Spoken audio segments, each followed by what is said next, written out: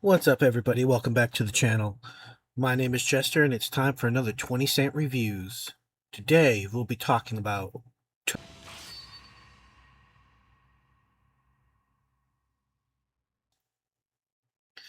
Tokyo Gore Police is a 2008 film that is loud and in your face, and it doesn't care. Directed by Yoshihiro Nishimura and starring Ihei Shina, Itsuji Itao, and Yukihide Beni, Tokyo Gore Police is about a futuristic Japan where the police force has been privatized and is at war with mutants known as engineers.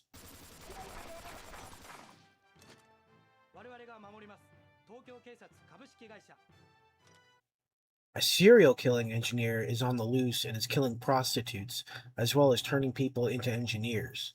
He drains the blood of his victims and mutilates their bodies and places them in a box to be found.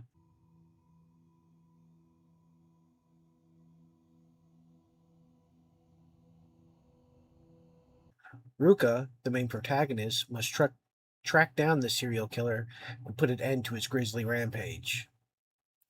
This movie was certainly something. Lovers of gore will certainly have fun with this movie, but that's about all this movie has going for it, other than a few cool transformations. Now let's get into the highs and lows of the film. The highs. Yes, there are at least a couple I can think of. First, the practical gore effects are nice, over-the-top fun. There are several scenes where it rains blood, literally, and plenty of dismemberments that would make Wes Craven blush. R.I.P. to the king. Second, Ruka's transformation into an engineer at the end of the movie looked rather cool, with her arm becoming a living creature, and she gets a cool cyberpunk-looking eye after getting shot.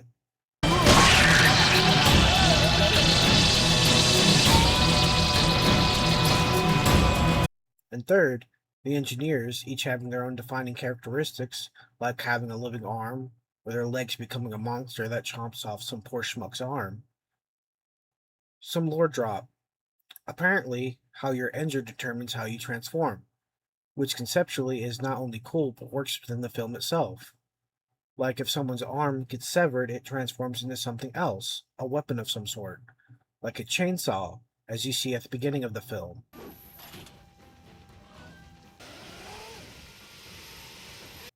Which leads me to another point. The body horror was executed very nicely. My particular favorite was when the woman gets shot in half and her legs become what I can only imagine is akin to an alligator. It was brutally fun to watch that scene. Now the lows. The movie takes a while to get going, and I don't mean in terms of action, but purely in terms of plot. I would also argue that this movie is mostly style with very little substance to go with it. There were moments where I was checking the time I had left in the movie because I couldn't wait for it to be over. There are parts of this movie that felt like they didn't fit, or were there for no reason at all.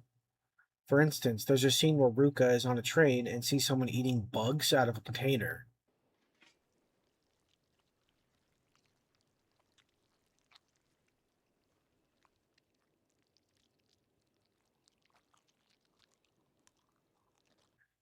Pretty strange, but this goes nowhere. It's not important. But the movie made sure that you saw him. Also, the movie sort of changes plot in the last half. Instead of the serial killer being the main bad guy, who sort of dies unceremoniously, うんうんそうだそれがいいね it's now the police chief and the entire police force.